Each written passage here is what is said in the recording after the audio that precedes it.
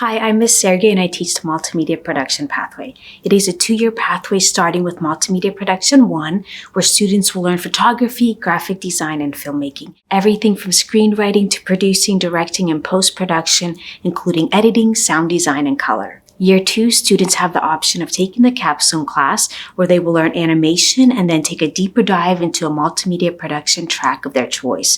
Or they can take the MagTV class, where they will get studio experience filming events, doing interviews on location, and advanced editing skills.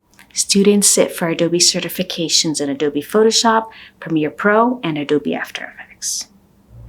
A lot of small businesses can't afford to hire someone just for design or just for photography, so if you come in with multiple skills, your resume is going to stand out. These are skills you're going to be using for the rest of your life.